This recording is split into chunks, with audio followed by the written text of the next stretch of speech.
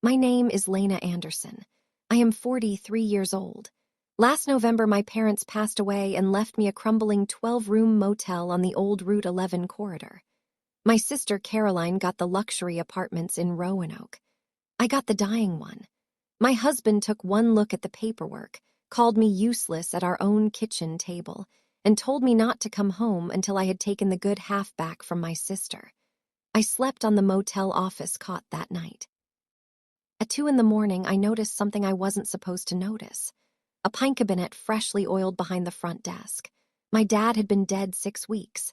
The hinges moved like he had opened them yesterday. Before I tell you what was inside, hit like and tell me your city and your local time in the comments. I read everyone. Now, let me take you back to the morning the phone rang. The phone rang at 6:47 in the morning. The way phones ring when they are about to rearrange your life. I was folding Noah's soccer jersey. I remember because the jersey still smelled of field grass, and because I had the iron heating, and because I thought as I picked up the receiver that my mother was calling to ask what I was bringing to Thanksgiving. Mrs. Anderson Whitfield, this is Mrs. Whitfield. Lena. Ma'am, this is Deputy Hollies from Millbrook County. I'm real sorry to be the one calling. I sat down on the edge of Noah's bed. It's your folks, Mrs. Whitfield, both of them. Route 11 just past the bridge, black ice. It was fast, ma'am. They didn't know. I said something back. I don't remember what. My mother's grocery list was still stuck to the refrigerator with a magnet shaped like a peach, eggs, heavy cream, a bag of the good coffee. My father had left me a voicemail Tuesday. I had not returned it. Derek came in from the bathroom with shaving cream on his jaw. He looked at my face. What? My parents? What about them? They're dead, Derek. He stood there for a second. Then he said, well, shit. And then he asked me whether my father had updated the will. I kept folding the jersey. My hands were steady, which was the first thing that scared me. Derek's first question after I told him my parents were dead was whether my father had updated the will. He started counting before they were buried. 36 hours after the deputy's call, Derek had a yellow legal pad on the kitchen table and a pencil behind his ear. He was a broker. He couldn't help himself. Derek had 2 settings, displeased and displeased that he had to tell me. And that evening he was all the way through both, 3 apartments in Roanoke. He said $12,000 a month combined. Call it $140 a year. I made coffee. Noah was at school. Lily was at Rebecca's. The motel's been dying since the 90s. Scrap value on the fixtures. Lot price on the land, $60,000. 80. Honey, he said. Honey was interchangeable with listen. This is simple. You and Caroline swap or she buys you out. I set the coffee in front of him. They aren't even buried yet. When the time comes, Lena, he looked up at me like I had walked into an airport speaking an unpronounceable language. This is how people operate. And then mildly, without raising his voice, the way a man mentions whether on his way out the door, he added, don't be useless about this. You women who have been dismissed at your own dinner table, you already know the sound. The fork sat down too gently, the pause before your name. He said the word the way a man mentions weather. He didn't even slow down. When people use a word like that in passing without heat, the way you'd mention rain, that's the word they mean. The shouted ones are half retractable. The casual ones are not. I had been married to Derek Whitfield for 19 years, and that was the first time he used the word useless about me, not the last. Caroline wore grief the way some women wear pearls, polished, round, and inherited. The service was at the Methodist Church on Elm Street, where we had both been baptized. Caroline had arranged the flowers. She had arranged the programs, the music, and the reception in the church basement. She mentioned each arrangement 3 times. I wore my mother's wool coat. It was too big in the shoulders. Caroline looked me up and down at the receiving line and said, oh, Lena, that's such a sturdy coat. Derek kept shaking hands. He was wearing his good dark suit. He had been making eye contact with men he barely knew since the moment we stepped through the double doors. Brokers do that even at funerals, especially at funerals. Walter Hensley came through the line 3rd from last. He was a tall man, 71 years old, bird-hunting partner of my father for 30 years. He held his canvas hunting cap in both hands. He took my hand like a man who had been practicing taking it for a week. "Miss Lena, I'm awful sorry." "Thank you, Walter." He did not let go immediately. "Your daddy left some things at my place. You come by when the dust settles." I nodded. I did not register it. There was too much dust. At the reception, a woman from the church women's circle called Caroline, the younger one, by mistake. Caroline corrected her twice, loud enough for the pastor's wife to hear, gentle enough to sound reluctant. It was a trick she had perfected in high school. When Walter left, he pressed something into my palm, a phone number on the back of a deer tag stub in my father's own handwriting. I put it in my coat pocket. I forgot about it for 3 weeks. The will was 3 pages long and perfectly fair. That was the problem.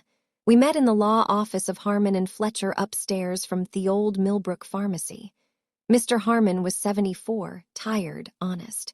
His handshake was a warm lettuce leaf. He apologized for the radiator's noise and offered us instant coffee out of a chipped pot. Caroline sat in the good leather chair. Derek sat on my right. I sat with my hands in my lap. "To our daughter Caroline Anderson," Mr. Harmon read. "We leave our 3 residential properties at 14, 16, and 18 Chestnut Crescent, Roanoke, Virginia. Furnished all current rental contracts to transfer." Caroline exhaled. It sounded like a laugh. "To our daughter Lena Anderson Whitfield, we leave the Starlight Motel at 4407 Old Route 11, Millbrook, Virginia, including all adjacent land of record, all outbuildings, and all contents therein." Derek's jaw did the small, tight thing I had learned to watch for. "That's it," he said quietly. "Only I heard." "A motel," Caroline said with a voice that was trying to be soft and was not. "For Lena, that's so Dad." Mr. Harmon cleared his throat. He looked at me, not at Caroline. "There is one additional item. Your father left a sealed personal letter with Judge Marion Reeves addressed to Lena. He asked that it be given to you whenever you were ready, not before."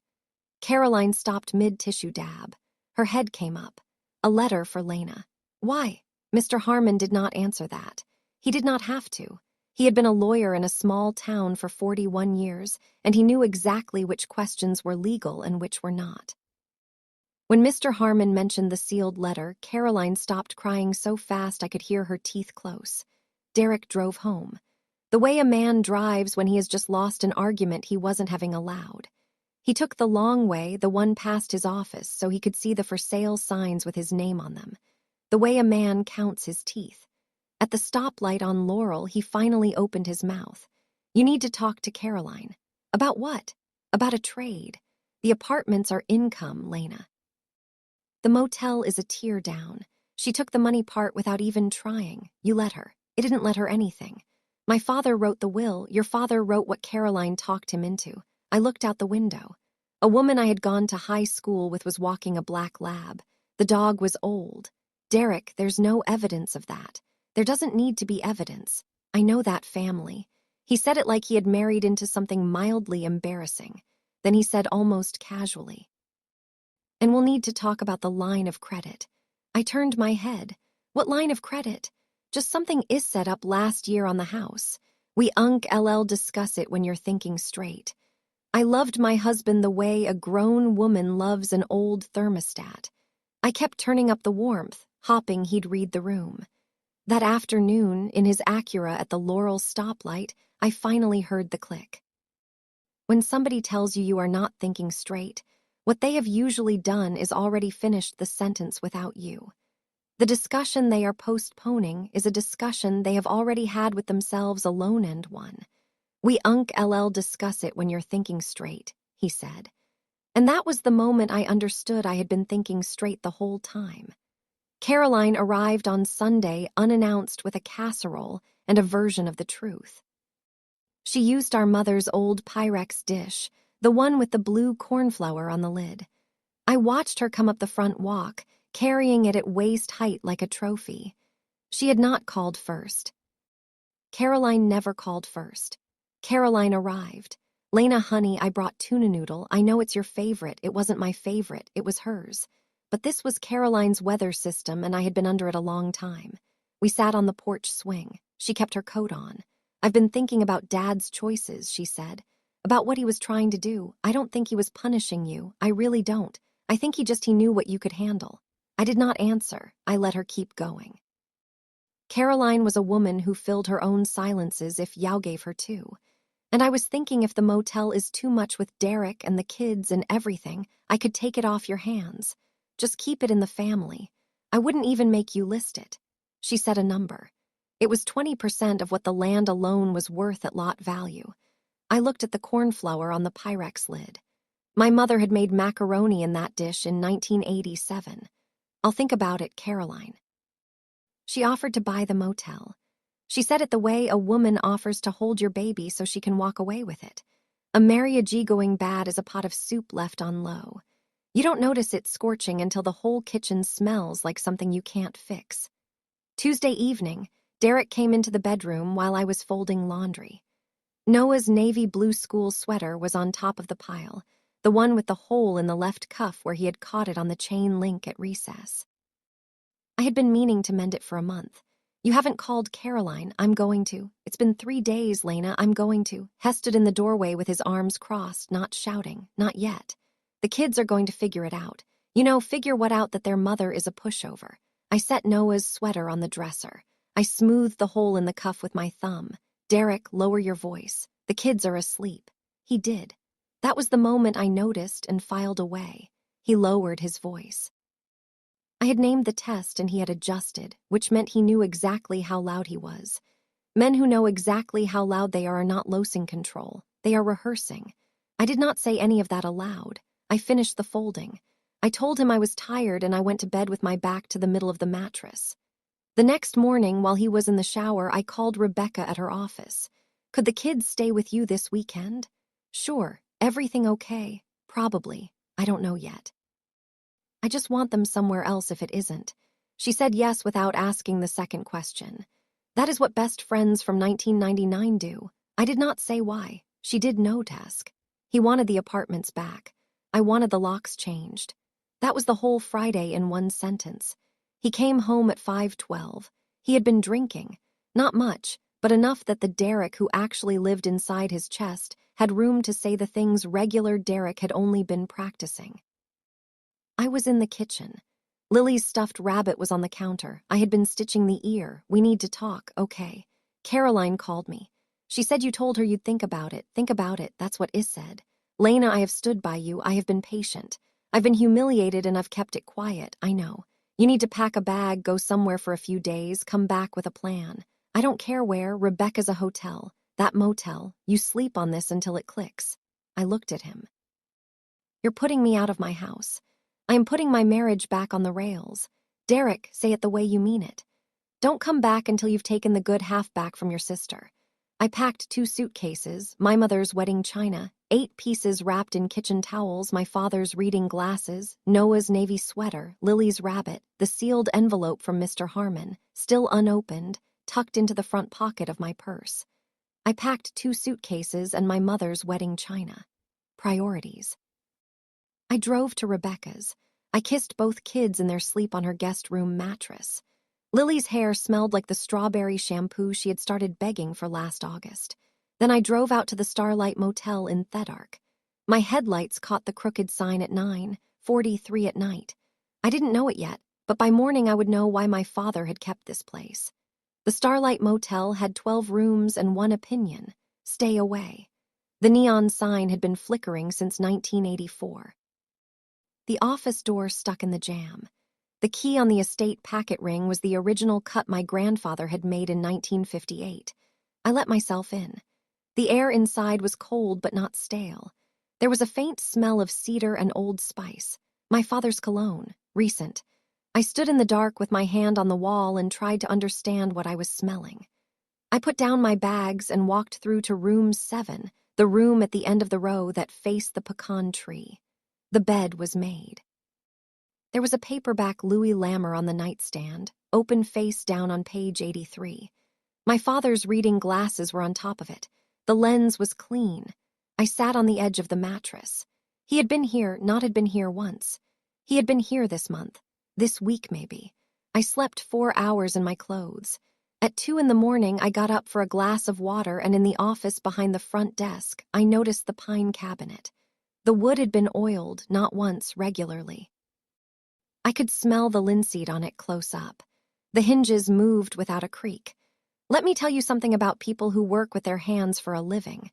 They do not waste motion. When they draw a line, the line is placed deliberately. When they leave something hidden, they hide it in plain sight because they trust whoever looks hardest will be the one who needs it most. People like that do not really die.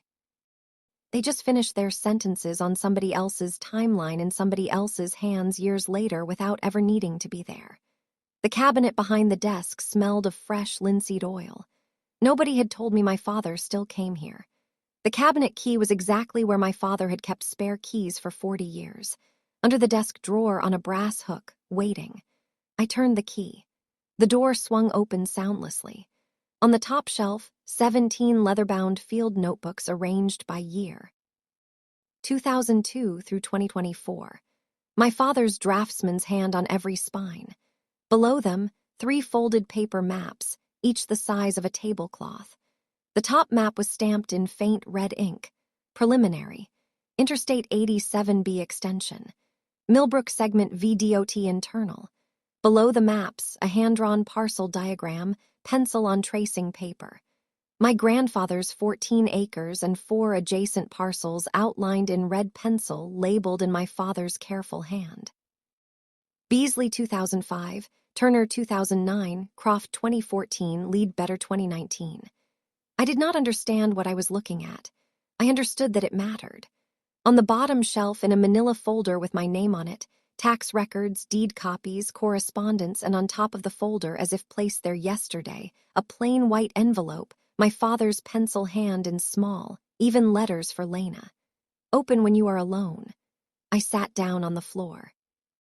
I had been carrying that envelope in my coat pocket for 6 weeks. It was in my purse 10 FT away. My father had left me another copy. He had wanted to be sure.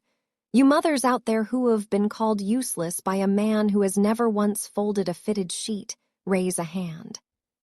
Now picture sitting on a motel office floor at 3 in the morning, surrounded by 17 years of a dead man's work, realizing the one person who ever really trusted you had been trusting you in a language you had not been taught to read. I did not open the letter. Not yet. A woman who has been called useless that man at times learns to rehearse being seen before she lets herself be seen. Walter Hensley was a man who brought coffee to a conversation he knew was going to be long. I had called the number from the deer tag stub at 8 in the morning. He said he would be there by 9:15. He arrived at 9:12 in a Ford pickup that had been red when Reagan was president, with 2 styrofoam cups balanced on the dashboard and a biscuit wrapped in a paper napkin. He sat at the motel's front counter. How much did your daddy tell you about the highway? None of it. He nodded slowly. All right, so we LL start with the map. He unfolded the top chart across the counter. He had done this before. Your daddy and I started tracking the I-87B corridor proposals in 2002. Alignment has shifted twice. Current preliminary alignment was released internally in 2023. It crosses these 14 acres. His finger landed on the motel parcel. At the exact point VDOT wants a new interchange, exit 14A, the interchange. Interchange puts a state highway easement across the parcel. They take the land. They pay you for it. Highest and best use, not current use. Post-resoning value, not motel and weeds value. How did he know? He knew because I knew. I retired out of the field office in 2019, and I owed your daddy more than I owed the state. He took a long drink of coffee. Miss Lena, your father bought 4 adjacent parcels between 2005 and 2019. Paid cash. Put them in your mother's name. When she passed, they came to him. When he passed, they came to you. You own 36 acres, not 14. I set my coffee down. Miss Lena, your father has been waiting 23 years to tell you the rest of this, and I reckon today is about right. I opened the envelope at the kitchen counter using a butter knife because a woman who has been waiting 6 weeks for a letter from her dead father does not tear it. His handwriting was exactly the way I remembered it. Pencil, small, deliberate, the letters leaning slightly to the right, the lines perfectly straight without a ruler.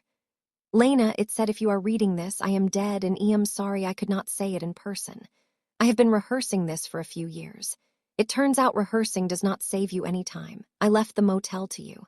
I know how that looks to Caroline. I know how it looks to Derek. I am sorry about both. Caroline needed a visible win. I gave her one. You needed a long one. I gave you that. Walter will explain the parcels. Trust him. Don't sell in a hurry. Don't sell to your husband. The state will come to you. The state will be fair. A few other things while I have the pencil. Your mother and I always knew you were the one who saw things. We should have said so more often out loud. I did not tell Caroline what I was doing because Caroline cannot keep a secret. Your husband would have known inside of a week, and he would have monetized it before it was ready. You know I am right about both of those statements, so I will not elaborate. The house on Ashfield was never going to be yours. Derek's name is on the deed twice. Yours is on it once. I am sorry I noticed that before you did. I stopped asking questions about him years ago because I could see you were not ready for the answers. I hope you are ready now. I loved you out loud in my own way. I just did it with pencil lines. Your father. I cried for 11 minutes. Then I washed my face because there was work coming. A man who has just thrown his wife out always uses the word patient within 48 hours. The text started Saturday at 11:00 a.m. 11:04. You're being childish. 12:11. The kids are asking for you. Noah had Anatmare. 1:32. Caroline is worried about you. 247. Lena, I have been patient. I set the phone face down on the counter and did not answer. I have been patient.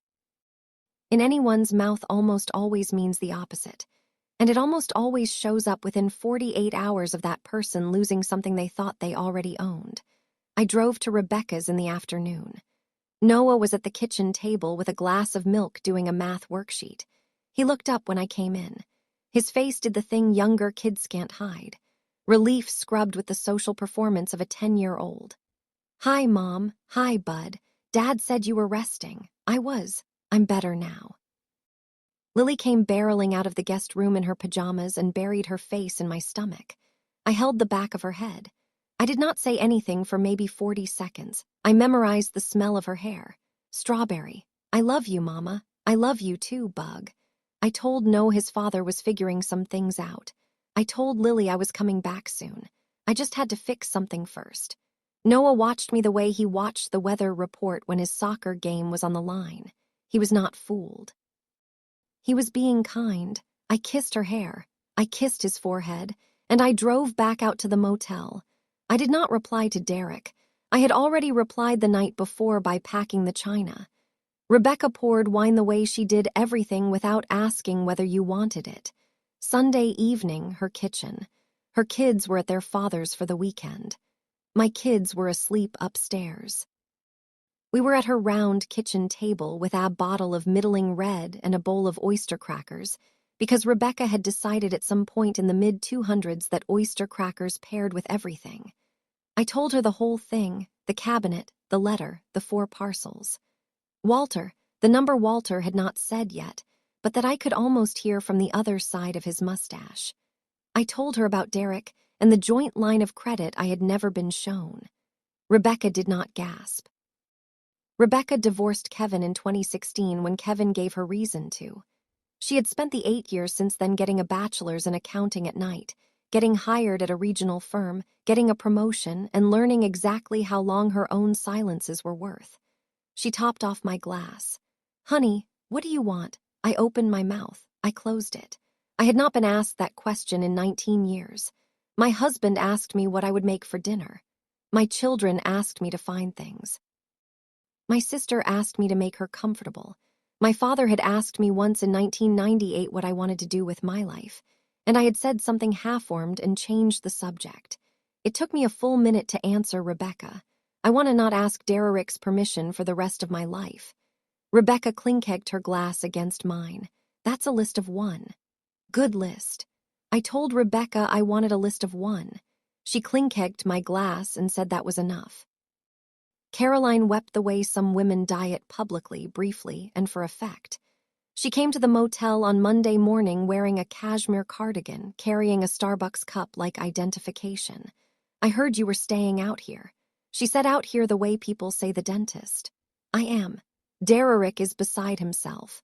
Lena, honey, I've been thinking about the motel, about what Dad wanted, and I think he wanted it in family hands.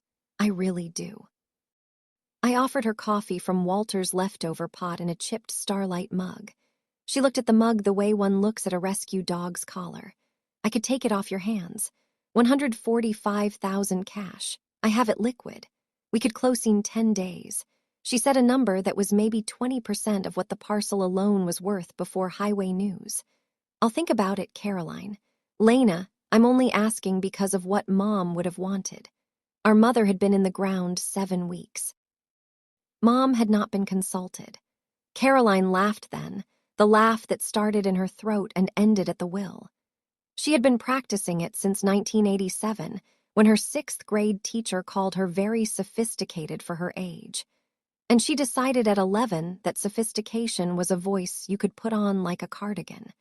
People who call themselves the responsible one at dinner tables are usually telling you what they were paid in as children, not who they grew up to be. The two things are rarely the same, and they almost never reconcile without somebody finally saying so out loud. I only want what's fair for the family, she said with the exact inflection our mother used when she was lying to the electric company. Caroline and I were cut from the same cloth, but she had always been the lining, the part you don't see until the jacket falls apart. Walter's dining room table had not seen a meal in 10 years, but it had seen a county. Wednesday afternoon. He had laid the VDOT preliminary alignment map across the whole length of the oak. He had weighted the corners with a coffee mug, a salt shaker, a brass shell casing, and a hardback almanac. That line there is the current center line. That line is the interchange ramp. You see how it cuts your north parcel? Yes. Highest and best use on the full 36 post risk zoning to commercial corridor is the number the state will base compensation on. Walter, just say the number. He did not look up from the map. My best guess from the 2024 comp sheet is 6.4 give or take 200,000. 6.4 million. Yes, ma'am, I sat down on his dining room chair. I sat down on it the way one sits down on a pew at a funeral. One wasn't sure one had been invited to. Walter picked up the phone on the sideboard, rotary still in use. Miss Pike, Walter Hensley. I'm here with Bob Anderson's daughter, Lena. A pause. Yes, ma'am, I'll put her on. Deirdre Pike, VOT senior planner.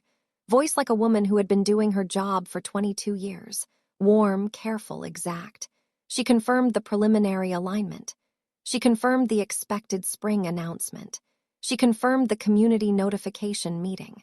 Millbrook Township Hall, Wednesday, April 22nd, 6 p.m. Your name will be on the owner notification list. You should receive the letter by mid-April. I thanked her. I hung up. You know the feeling, ladies. The moment you realized the coat on the hook was yours all along. April 22nd. I wrote it on my palm like a girl with a first date. If you've been watching this far, if some part of you is nodding because you too have been told you didn't matter in your own house, hit that subscribe button for me. I am telling you this story because someone told it to me once over tea when I needed it, and I promised her I would pass it on. My grandmother would have called that a kitchen pass. Keep your kettle on. I will be right back to the story. I bought a lock the color of a locked lock. That was the point. Thursday morning, Millbrook Hardware, founded 1947. Inside smelled of cut metal and floor wax. I bought a new deadbolt for the motel office. 2 gallons of exterior paint in a slow navy blue I had always liked, but Derek had once called depressing. And 3 replacement porch boards cut to length by a kid whose name tag said Trevor. At the register, Trevor looked at my items. Doing some work out at the Starlight. Ma'am, how did you know? You're Mr. Anderson's daughter. You look like him around the eyes. I did not know what to say to that. I paid cash. I installed the deadbolt myself at the motel office with Noah's small canvas tool belt buckled around my hips. He had gotten it for a Cub Scout project in 2023. It fit me. The first 2 screws went in crooked. I backed them out. The 3rd screw I drove on my knees straight, clean. The deadbolt seated. It earned the key. It locked. I turned it again. It unlocked. Small things. A woman's life is made of small things that other people consider beneath them. That is, in fact, the fuel. At 4 in the afternoon, a small woman came up the gravel drive carrying a potted tomato plant. Mrs. Ruthie Dolan, 76, widow, 3 houses down. Lena, honey, I saw your car. Your dad loved tomatoes. I took the pot. Mrs. Dolan, Ruthie, thank you. She patted my arm. She said your dad would have liked this. I don't remember what I said back. I remember what I felt. Scene. Derek's Acura came up the gravel drive, sounding exactly like his tone of voice. Thursday evening, 6 p.m., he knocked on the office door. I opened the wooden door but left the screen latched between us. The latch was cheap and tin, and it would not have stopped a determined man. It was not for him. It was for me. Lena, Derek, the kids miss you. The kids know where I am. Rebecca's is a 12-minute drive. He did not meet my eye on that one. When are you coming home? When my name is back on the deed to my own life. What the hell does that mean? It means what it means. A good will is a good recipe. What's missing tells you what the cook wanted you to learn. My father's will had named the motel, the apartments, the acres. It had not named Derek. It had not named the house on Ashfield. My father had been telling me what he could not tell me aloud for 2 decades. Derek put his hand on the screen. He did not pull. Lena, I was wrong the other night. I overreacted. All right, come home. We'll figure this out. Derek, I'm figuring it out fine where I am. He looked past me into the lobby. I watched him do it. He was looking for something to appraise. This place is a dump. Yes, you can't live here. I am living here. He stood on the porch for a long moment. I watched him realize for the first time in a long time that he did not know what to do next. He left. I closed the wooden door gently. I turned the deadbolt. I heard the tumbler seat the way I had driven Ito's seat that morning on my knees with Noah's tool belt. Then I went and made myself a grilled cheese sandwich. Ellen Dorsey had the voice of a woman who had told bad men no for 30 years and still had her kindness. Her office was in Buenav Vista, the next county over. I drove 40 minutes through March fog to reach it. The coffee in the waiting room was good. The secretary remembered my mother from a quilt sale in 2007 and said so without making a speech of it. Miss Dorsey was 58, reading glasses on a beaded chain, pen in her hand at all times. Tell me what you'd like, I told her. The motel, the parcels, the line of credit I had not known existed. Derek's Friday, the kids at Rebecca's. She wrote 3 words on a legal pad, all right. We will file a petition for separation. Not divorce, not yet. That gives us discovery. That gives us time. We will freeze the joint line of credit. You have a right to every account with your name on it and every account your name is liable for. Derek drew on it without-ing me. How much? I don't know. She made a note. I will know by Tuesday. She looked up over her glasses. Mrs. Whitfield, Anderson, I'm going back to my maiden name. Ms. Anderson, we are not rushing. We are being precise. I wrote the word down in the margin of her intake form. Precise. On Tuesday, she called.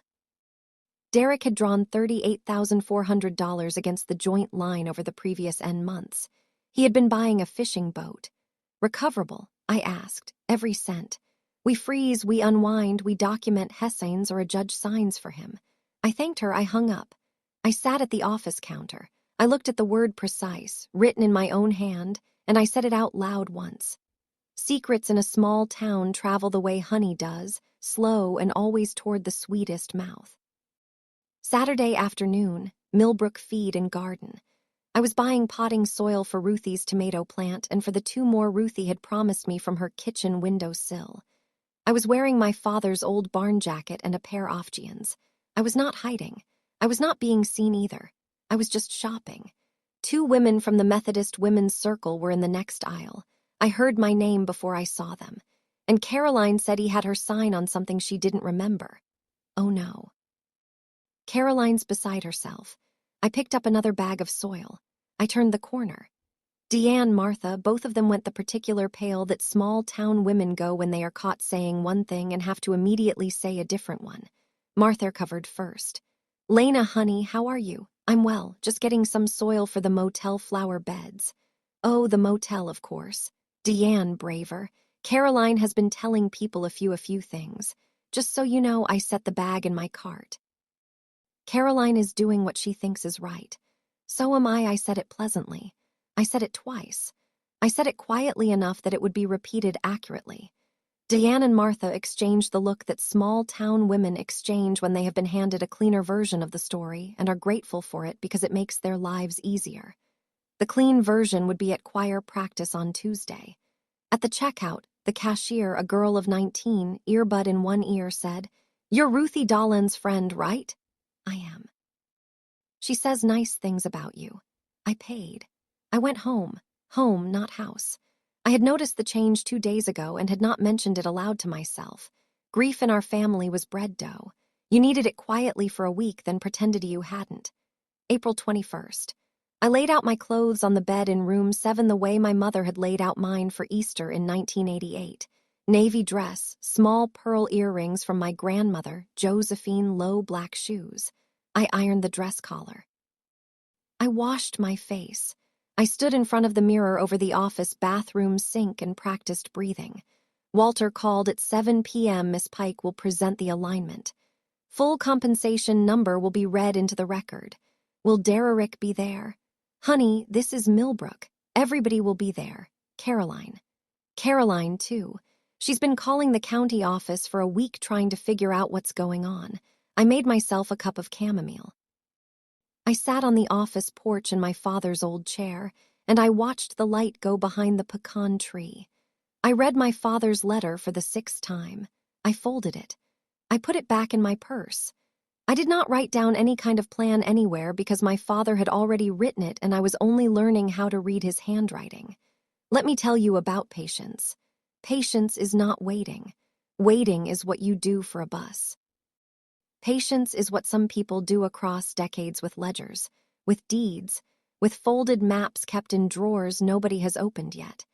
It is the long kind of love, the kind that finishes its own work after the workman has died through somebody else's hands without ever asking for the credit. People confuse it with passivity all the time. That confusion is how it keeps working. I went to bed the night before the meeting like a woman going to a wedding she had been planning to decline.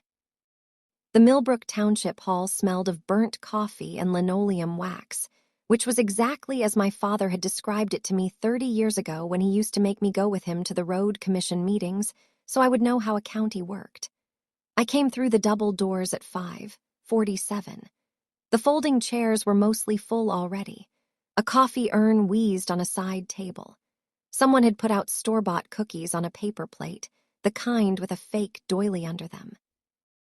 Walter was standing near the doors. He nodded at me once, small. Caroline was in the second row on the aisle. She had dressed for a photograph. Camel coat, gold earrings, her hair freshly set. She believed she was there because the apartments in Roanoke put her in the civic conversation. She believed, I think, that she was going to be consulted. Derrick was 3 rows behind her in his blazer on his phone scrolling. He did not see me come in. He never did look up for the things that mattered. I sat in row 5 on the aisle beside Ruthie Dolan, who had saved Meth's seat. She patted my knee once. "Breathe through it, honey. I will." The room had maybe 70 people in it. The mayor was there eating a cookie. 2 reporters from the Millbrook Tribune were in the back, notebooks out. Mr. Harmon, the lawyer, was in the 4th row alone. He saw me and gave a single small nod. Miss Pike in a gray pantsuit was at the front setting up a projector. A boy of about 8 was coloring on the floor at his mother's feet. I thought of Noah. I thought of Lily. They were at Rebecca's eating macaroni and cheese. I put my hands in my lap. Miss Pike clicked the laser pointer 3 times the way careful women do before saying a number that matters. 6:04 p.m. The slide came up on the white wall behind her. It was a map of Millbrook Township, a road network and a proposed interstate corridor in bright yellow that cut across the southwest quadrant. The interchange was marked Exit 14A. Good evening. I am Deora Pike, Senior Planner for the Virginia Department of Transportation. Tonight, I'll be walking you through the preliminary alignment for the I-87B extension. At the end, we'll open the floor to questions. She clicked to the next slide. There are 4 parcels subject to acquisition under eminent domain for the interchange ramp and easement. I'll read them into the record. You girls who grew up as the quiet one, you have a different math in your head. Patience is a column. Miss Pike read the parcel numbers out loud. I was not watching Miss Pike. I was watching the room. I was watching 4 little tells. Parcel 047B, commonly known as the Starlight Motel, and its 4 adjacent agricultural parcels, totaling approximately 36 acres under single ownership. The room shifted. I felt it the way you feel a draft under a door. Caroline's back went straight as a kitchen knife. She turned her head slowly, not at me. She didn't know yet where I was, but at the screen, as though the screen itself had offended her, Derek's phone went dark in his hand. He had heard the word 36. He had heard the word single. Miss Pike kept going. Parcel 103A, parcel 220, parcel 091. I did not move. I had been rehearsing not moving for weeks. Walter from across the room caught my eye. He did not smile. He blinked once slowly, which in Walter's language meant, "Yes, $6,400,000. Miss Pike said it the way a nurse says a diagnosis clearly and without weather. Preliminary fair market compensation estimate for parcel 047B based on highest and best use analysis at post-reasoning value is approximately $6,400,000. Final appraisal forthcoming. Property owner has been notified." 3 people in the audience turned to look at me. Caroline was not one of them. Caroline was staring straight ahead. Derek was. He found me in row 5. His mouth moved once. Nothing came out. People who have done something wrong almost always overcorrect when they meet you. Watch who fills the silence first. Watch whose smile arrives a half-second too fast. The wrong one is the one trying hardest to look ordinary. I did not smile. I did not raise my hand. I wrote on the back of my meeting handout, "Grapes for Lily, a new library book. Call the propane guy." I put the pen back in my purse. The Q&A opened. An older man near the back asked about noise impact on his farm. A woman in the 3rd row asked about timelines. Derek asked nothing. Caroline asked nothing. I raised my hand during the 3rd round. Miss Pike saw me. She had been waiting, I think, to hear my voice confirm on the record that I was who she thought I was. "Miss Pike, what is the projected timeline from today's notification to closing with the state?" "Miss Anderson, for the single ownership parcels, approximately 6 months from today's meeting, pending final appraisal and title work." "Thank you." I sat back down. My father left me a crumbling motel. My husband called it proof I was nothing. Neither of them had read the maps. I almost felt sorry for Derek. Almost. The parking lot of the Millbrook Township Hall had 1 working light. It was enough. 7:40 p.m. The meeting had broken up 12 minutes earlier. I had stayed inside to thank Miss Pike and to shake Mr. Harmon's hand and to hug Ruthie Dolan, who had started to cry quietly at the word 36 and had not quite stopped. I walked out to my car. The gravel under my low shoes sounded wet. Derek's Acura was parked 2 spaces down from mine. He was leaning against the driver's door. His hands were in his coat pockets. "Lena, Derek, we should talk. We will talk through our attorneys on Monday." "Lena, come on. This is insane. $6,006,04 preliminary. You need to tell me. We need to talk about how this works. The house, the line of credit. I didn't, Lena. I had no idea. I know you didn't. I would never have, Derek. What? I'm not angry." He looked at me. He actually looked at me for the first time in a long time. The whole me, not the wife me, not the mother me, not the useful to him me. "I am precise. I got in my car. I shut the door gently. I started the engine." He stood in the gravel under the sodium lamp. I could see him in the rearview mirror. A woman who has rehearsed this moment for 19 years does not need the rearview mirror. I pulled onto Route 11. I drove home to the Starlight. Ruthie's tomato plant was on the windowsill. The kitchen light was on, the one I had left for myself before I left. I went inside. I put the kettle on. I drank tea until 9:30. Then I slept. If you are watching this in your kitchen, tell me what town you are in. If you are watching with a cup of tea going cold, lift it to every woman who ever drove home from a room where she was finally allowed to be right. I read every comment. I really do. And if you have not subscribed, this channel is a kitchen. The door is open. Come sit down. The rest of the story is shorter. The rest of the story is also the part that goes a little easier. Derek called 7 times in 3 days. That was the legal number, the number at which my attorney, Miss Dorsey, started keeping a log. Texts 41 in the same window. Voicemails 9. The tone moved across those 3 days through 3 distinct Dereks. Stunned Derek, who apologized for not understanding. Reasonable Derek, who wanted to discuss the marital estate, and by Sunday afternoon offended Derek, who said I was keeping his children from him. I was not. The children were at Rebecca's, where I had left them and where he had access. Caroline called exactly once. She did not leave a message. Her closest friend, Marjorie, called on Friday morning pretending to check in about a church rummage sale. I thanked her for thinking of me. I got off the phone in under 3 minutes. Miss Dorsey called on Saturday. Divorce petition can be filed Monday. Joint credit is frozen as of yesterday at 2 p.m. The motel sale to the state will close approximately 6 months from notification. Pending survey. I have copies of his signatures on the line of credit draws. He signed a loan. That's recoverable. That is very recoverable. Do not talk to him without me on the call. I won't. I went to Rebecca's Saturday afternoon. I put Noah and Lily in my car. I drove them out to the Starlight. Mom, this is it. This is it. Noah looked at me, then at the flickering sign, then at the pecan tree. Can I pick a room? Yeah, Bud, pick a room. Lily, 7 years old, holding her stuffed rabbit by one ear, wandered in and out of rooms 7 and 3 before solemnly choosing 3 because it had the window that faced the good side of the sun. Noah picked 11. I don't know why. He didn't either. I kept room 7. My father had kept room 7, too. Derek arrived with a speech he had rehearsed at a stoplight. Sunday afternoon, not drunk, not shouting, wearing his best sports jacket, dry cleaner creased, hair combed back with the specific care of a man who had negotiated many a closing. He stood on the porch. I opened the wooden door. I left the screen latched. Lena, I want to apologize. All right. I spoke out of stress that Friday. What I said, what I did. It wasn't the man you married. I have been thinking a lot about us, about what I said, about where we go from here, Derek. And I know the money isn't the point. It isn't. But we should talk about a fair arrangement because legally apologies that arrive with a second ask attached are not apologies. They are invoices. The tell is usually the word, but it almost lands in the 3rd sentence. I listened to him all the way through. He talked for about 2 minutes.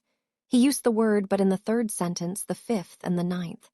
When he stopped, I said, Derek, I appreciate that you came. Please talk to Miss Dorsey. Lena, we are doing this through attorneys. That is where we are. I closed the screen door gently. I did not close the wooden one. I wanted him to stand on the other side of the mesh and feel seen clearly. He stood there for about 90 seconds, less than last time. This 90 was smaller. It was the 90 of a man who was, for the first time, considering that he might have been wrong about the size of things. He got in the Acura. He drove away slowly. He came to apologize. He left having asked for money. He did not notice the difference. Caroline came back on Wednesday and she sat on the stool like she was visiting a church. She did not bring a casserole this time. She did not take off her coat. She sat at the counter of the motel office where I had coffee going and she folded her hands in her lap like a woman about to give a testimony she had not rehearsed. I'm not going to stay long. All right. I just wanted to say it to you in person. Say what, Caroline? She looked at her hands. I knew Dad loved you differently. Caroline, let me say it. I've been writing it in my head for 2 weeks.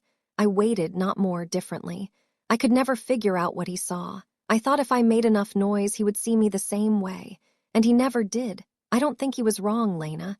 I think I just wasn't quiet enough to hear what he was saying. She stopped.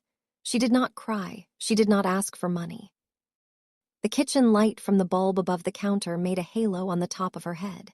She looked for half a second the way she had looked at 14 when we shared a bedroom and she read biographies of first ladies with a flashlight under the comforter after Mom turned out the lights. I don't need anything from you, Lena. I'm not here for that. I just wanted to say it before somebody else told me I had to. She stood up. She buttoned her coat. She walked to the door. Caroline. She turned. Thank you." She nodded. She left. I watched her walk to her car. For the first time in the whole of this story, I let myself feel sad for Caroline, and not because of her. I wrote to Noah and Lily that night on a motel receipt pad. I wrote what their grandfather would have written if he had been given another Tuesday. I wrote 2 short letters, one for each of them, to be opened when they turned 16. I did not write about Derek. I did not write about the divorce. I did not write about the apartments or the highway or the inheritance at all. I wrote about my father. I wrote about his hands, the fingers short and square, a callus on the 3rd knuckle from holding a pencil at the wrong angle for 40 years. I wrote about how he measured a porch before he fixed it. I wrote about how he would sit across from me at the kitchen table in 1993 when I was 15 and angry and not say anything for 10 minutes. And when he finally spoke, he would say something small and exactly right. I wrote to Noah. Your grandfather left me a motel, but he left you the example of a man who thought about you 20 years before he met you.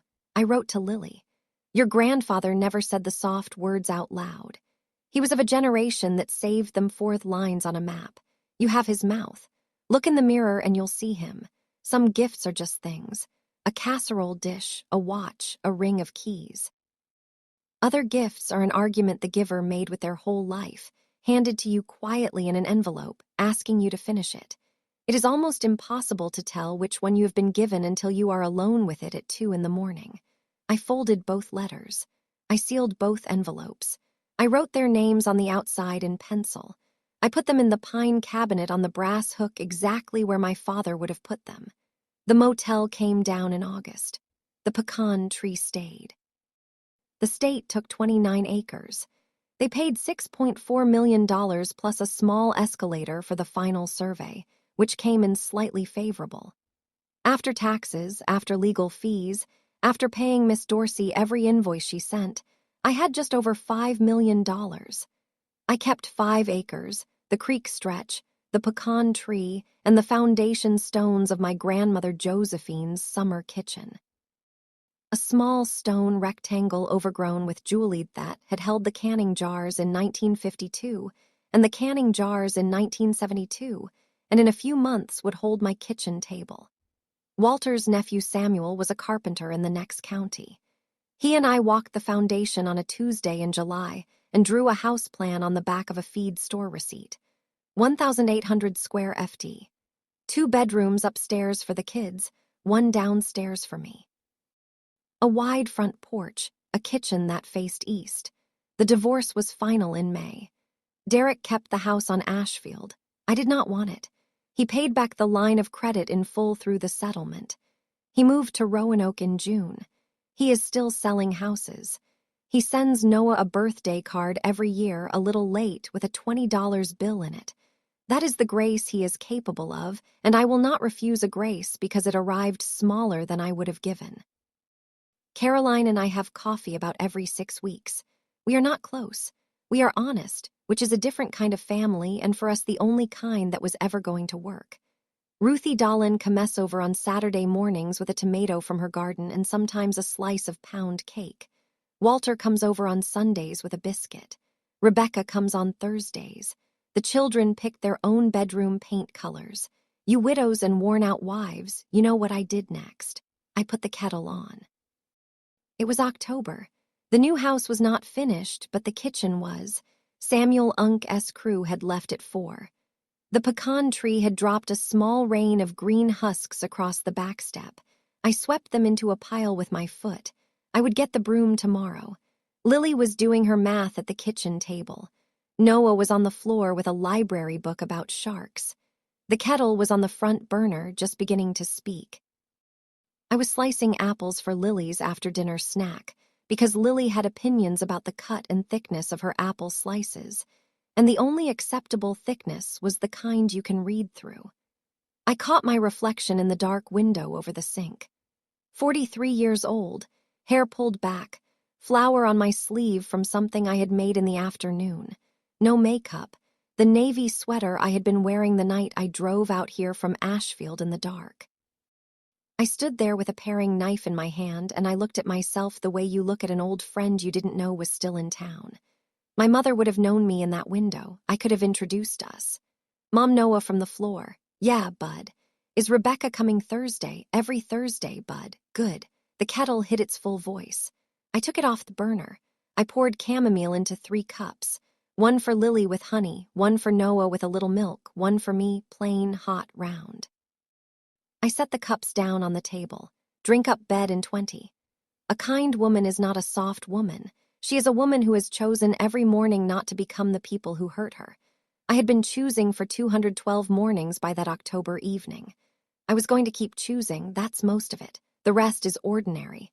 The house was finished in December, a week before Lily's 8th birthday. We had a small house warming. Rebecca came. Walter came. Ruthie came with her granddaughter. Caroline came.